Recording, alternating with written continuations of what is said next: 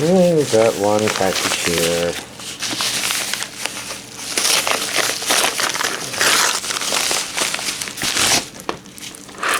Alright, and then we also have this. Why don't we begin with this first? It's big. It's also kind of heavy. So this is Haikyu first season. Obviously, I already have it, but this version... let's take the damn plastic off.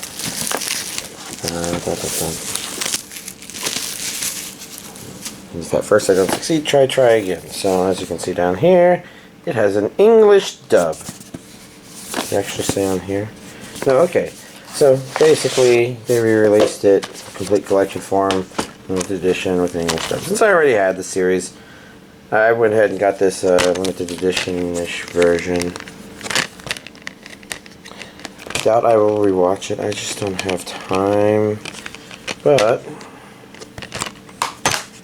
it is stuff. So let's look at all the stuff.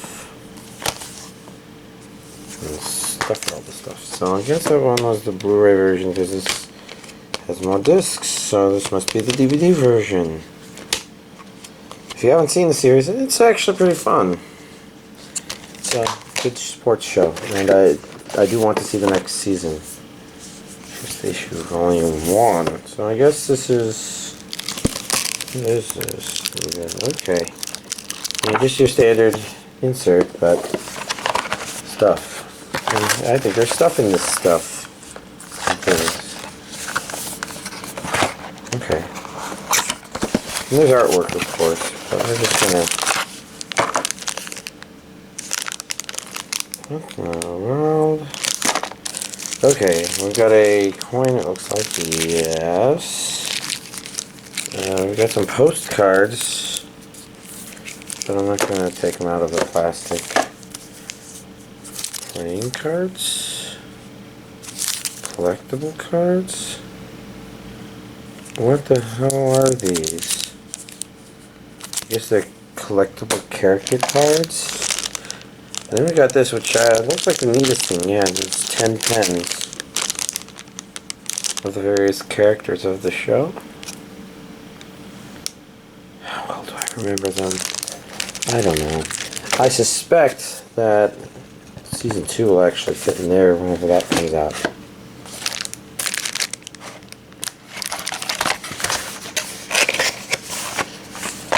Feels good. Let's see. I think this one probably goes on the outside.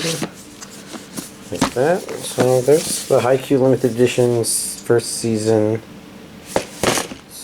Anyways, next up we've got Kiddy Girl and, which I think is somehow related to Kiddy Grade, which got released a long time ago. Oh look, yeah, it's an all-new Kiddy Grade spin-off. Don't know much about it. It's a weird little depression in the plastic. I don't know. Maybe it's something or the other. Anyways, the real goal is to, take a peek at it, see its region A. Oh, this one's Japanese with English subtitles only. It's interesting. Got a loose, what feels like a Blu-ray disc.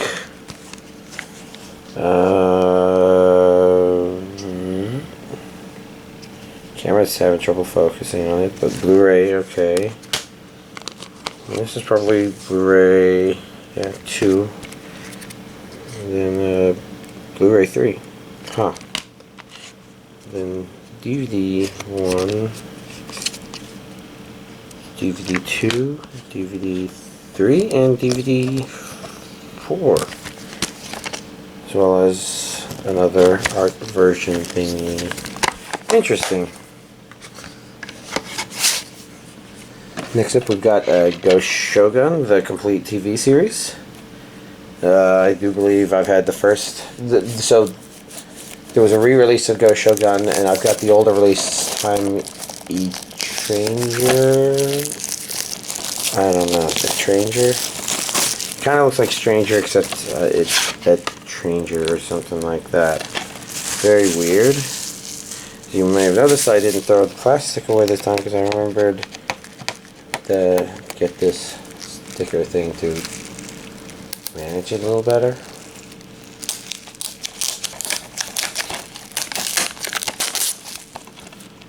There we go. Anyways, I didn't buy the re-release of it because I kind of figured what I have, although old, is probably fine. Maybe. Yeah, this is a pretty decent looking discotheque release. Can't see that. I didn't know this had NECAs in it. Maybe it does because it's a TV series. I don't know much about it. I don't know much about it at all. Oh wait. Yeah, not reversible. I was trying to remember, somebody keeps doing things where there's a reversible cover, but the thing has, the slipcase has the reverse. Whatever. Swan Lake. This looks like an interesting oldie. Oh look. Japanese and English audio. So I guess that means this has been released before. Kind of curious looking. With that said, I don't know. Am I gonna watch this next? What am I watching next? Probably one of those things. Oops. I must do the plastic way, even though I could feel this was on it. Oh. Definitely curious. These can be kind of neat to visit, even if they're not always things I find the most entertaining. But that's, you know, kind of why they're being sold, because there's still value in these things like that. But I'm guessing it's for a movie, and I wonder. And all who wonder are lost. Nice simple release. It's probably the best way to do it, you know. Keep it simple. For some of these things that don't bring as much money. Anyways, that's this week's anime DVD collection update. Alright, I believe last week I was still in the middle of First Love Monster, and overall, I don't remember exactly what all I said, but I would say that it's about what I said it would be. Yeah, I mean, I don't think the ending really changed it all that much. It's basically, it came up with the idea, but I think it nailed the mental capabilities of the love interests a little incorrectly. Like, they weren't... I had a conversation with somebody who was saying, yeah, okay, they like to say poop or something because they're trying to be edgy, but they weren't trying to be edgy in here. They were just, poopy, a pile of poop, and there was poop or something like that. And again, you know, it seems like they didn't quite have the mental range of the characters right, and they also didn't have something they wanted to do with it, so its direction was kind of meandering and not necessarily thoughtful, I guess. And overall, it wasn't an insulting watch. I mean, I think the idea is an interesting one to explore, because it didn't say, oh yes, you definitely should have sex with underage children or anything like that, but it was one of those things where it's just, it just was, and it could almost just be people pretending to be whatever. I don't know. The other stuff was actually better. So I watched New Game, and this is a cute girl doing cute things show, and it's kind of interesting what that resulted in, I guess. The basic premise is our main character, I think she's a recent high school grad, because they kind of established that she has a friend that's going to college, who's, I guess, same age as her. But anyways, she joins a game company to start making games, and it's kind of neat because, first of all, as cute girls doing cute things, the characters are actually all pretty neat design. I mean, a lot of their outfits are pretty good. Main girl looks very sharp with her uniform, of course, and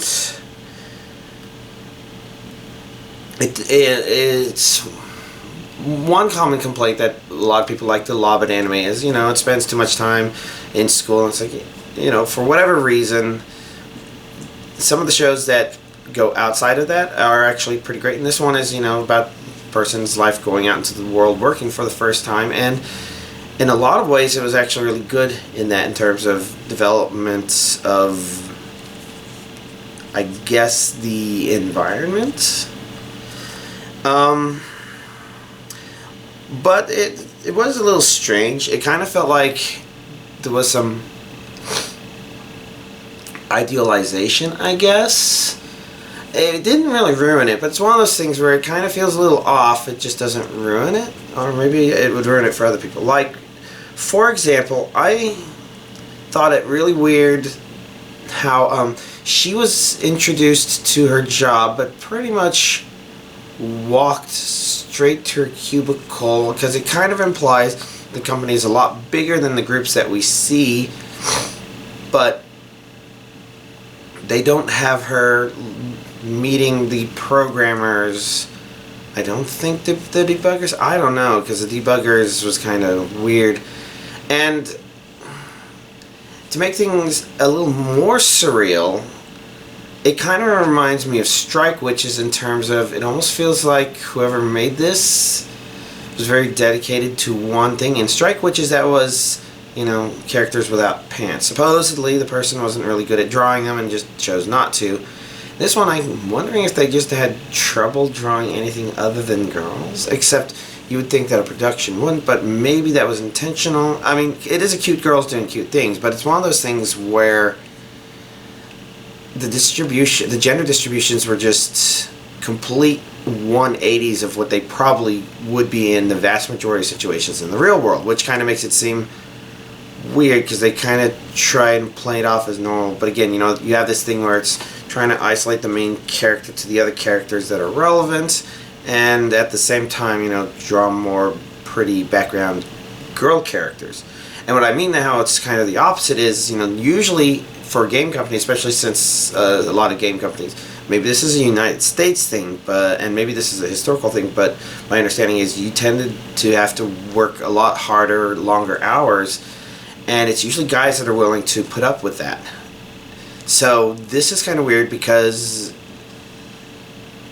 unless you start really thinking about it, you just don't see any guy characters. You have one character who mentions her father, but not really much there, and you don't see any co-workers there. All of the people in the art department being women, I think that's actually very possible.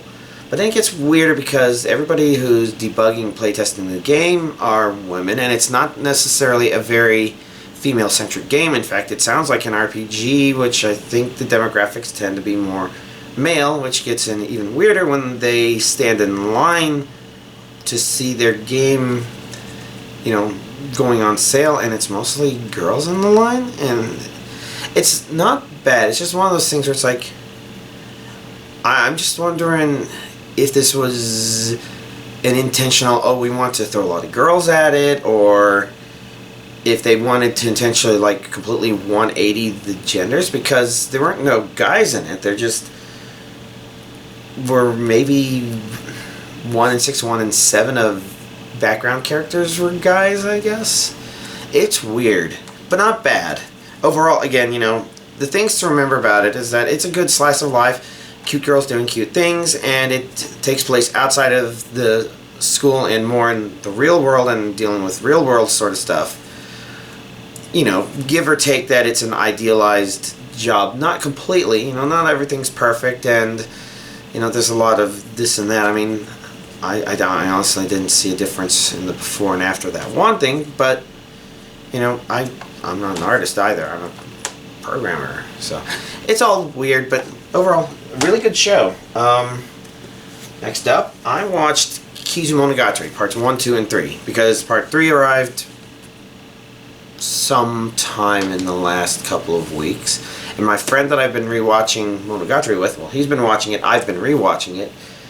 We finally finished Owari Monogatari, the first season of it, because after that, that's when I think Kizumonogatari started getting released, and this is it. And we watched all 3 of the movies together because that was suggested to me, and I appreciate that. It was nice watching them together because it's a weird story to chop up, but if you're doing movies, you kind of have to chop it up, I guess. And the chopping up kind of makes sense in an episodic sort of way, but in a movie episodic sort of way, so it's not like Back to the Future where part 1 could have been its own movie and maybe it wasn't originally intended to be, but then part 2 was made and that was a good continuation, and intentionally created the part 3 sequel, finale thing, whatever. Anyways, content-wise, it was actually pretty good. It's interestingly different from the rest of Monogatari because, as far as I can tell, this is the only one where we, the audience, are really just watching. I guess it's because it's movie format, so you're in a theater, so you kind of approach it from a different perspective. And it's interesting because it feels like some of the dialogue, some of the backgrounds, some of the they don't feel as abstract, I guess, as Monogatari as a series, but I think that's okay because, you know, as a movie, it kind of has a different goal, and you can kind of tell the series, the episodes, they're being narrated to us, and sometimes there are liberties being taken by the person telling the story, which is, you know, usually the character that the story is about. Whereas this is a movie, and so I'm wondering if we're seeing things a little less filtered or a little less tweaked. I go into more details, but I kind of think that a lot of stuff is a surprise. Now that said, you kind of know, based on the first episode of Bakemonogatari and the context of what these are supposed to be, that, you know, obviously there's some vampirism that's involved in here, and there's not the wide variety of characters that there are in the series. But given that, you know, sometimes you compare some elements of it to other ideas, and some of them are still very Bakemonogatari, or Monogatari, whichever you want to call it, which is a good thing because it also surprises you with a couple of things.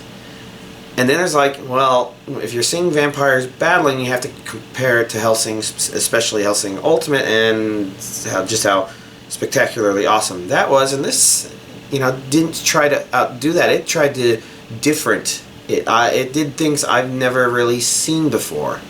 It's overall, I'd say it was a good movie experience. I'm really glad I watched them all together so I could get it all in one go. And yeah, Monogatari continues to be good. Now, Kiyomi Monogatari comes out next month, so I get to watch that. And then whenever Owari Monogatari Season 2 comes out, supposedly I have everything I need going into that. Next up, I watched Myriad Colors Phantom World. So one thing I had noticed based on the artwork was, okay, why is she in a swimsuit? I guess there's a swimsuit version of her. So it's kind of amusing why they do that, because this show doesn't really have much to do with swimsuits. It's just that the OVA episode that comes with it does. Oh well. Content-wise, it was okay. Some of the ideas bordered on the edge of a little silly, but sometimes it seemed to know that that's what it was doing, so it was okay. It's one of those series that likes to really put down the main character, even though, you know, okay, you can say, yeah, his powers aren't that great, but you know what? He knows more shit than y'all do. You know, even if he's not going to be their wizard, he can be their person that knows things, their guide, kind of. So, overall, you know, again, it's not bad. Can I make any comments about it outside of that? Interesting little twists here and there. Some of the stuff, I guess, is stuff that you would expect, but I don't want to elaborate in case that spoils people, so whatever. And last but not least, I watched Haven't You Heard? I'm Sakamoto, and this was fun, especially since last week I watched that anime whose name I forgot, because, you know, there's kind of some similarity here in terms of, okay, there's a character who's above and beyond the most popular character there, but the differences, of course, are that Honda-kun, I think that was what it was called, that one is about a main character who thinks he's the least popular character in the world, and he's actually the most popular, and that's about funny misunderstandings, whereas this is about a guy who probably knows he's the coolest guy in the world, but part of being the coolest guy in the world means that he just is. He doesn't like present himself as, I'm Sakamoto and I'm the coolest person in the world. He just simply does cool. And so I'd say it's actually a little bit weaker than Honda-kun, but it's still fun along the same way in terms of going over the top. Now, Honda-kun, you know, that one's about two people saying or doing something and completely misunderstanding and maintaining an amusing status quo. Whereas this one is about, okay, every time somebody gets jealous of Sakamoto and tries to make him look uncool, they only succeed in making him look cool. Or other weird interactions happen, and he just keeps people off balance, I guess. And it's fun. It's got a couple of moments in there that are a little bit of a stretch, but I think the same could be said of Honda-kun. And overall, it was a fun series. I think the OVA was maybe on here. It says all 13 episodes, so it wasn't an OVA, so I guess that means the final episode was kind of a sort of recap of the series that was a living recap, where I guess clips get used, but characters are interacting and rearranging them in certain ways. I don't know. Overall, fun show. Yes, and I finished it last night, so I get to decide what I'm going to watch next. So, outside of that, I have been playing Pokemon Ultra Sun, very slowly. Because I'm right now still at the very beginning of the third island, going back and saying, yeah, you know, I should probably catch up. I really need to increase the number of Pokemon in my boxes so that I can completely develop the Pokemon Pelago. But I have to decide on what I'm going to do with that. But outside of that, yeah, I'm just trying to increase the number of Pokemon. But yeah, like I said, you know, I'm not making very fast progress, and even that's not something that slows people down. And this is. I decided to fire it up, and it's a fun game. I wouldn't say it's a game that people necessarily need to play, but maybe I don't really say that about anything. I can say that I've been finding it fun and adventurous, and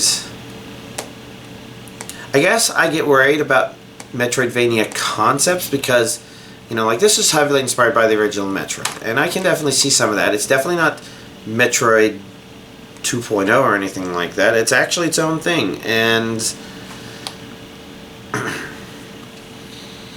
I guess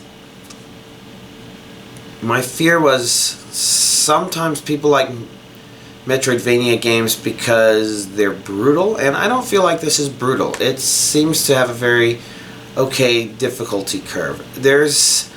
I feel like sometimes there's issues with, oh, suddenly you're fighting a boss and you don't have a very good feel for the room and you've already got a billion bullets flying at you or something like that. And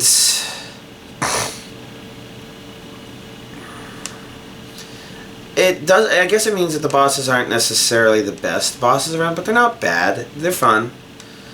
Especially when you find out that when you die, it doesn't, like, it's not very unfair to you. It's a very fair game in that regard. So, yeah, you know, I'm enjoying it. I don't know if and or when I'm going to beat it because I keep going back and forth on my priorities, and there is an issue with Metroidvania games where when you get new power-ups that give you access to new locations, there's this great temptation to backtrack over every single room you've ever visited to say, okay, can I do something in here now?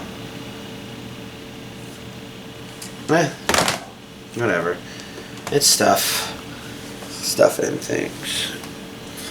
Well, I think that covers everything I was going to talk about. Time's not too bad, I guess. So y'all have a nice week.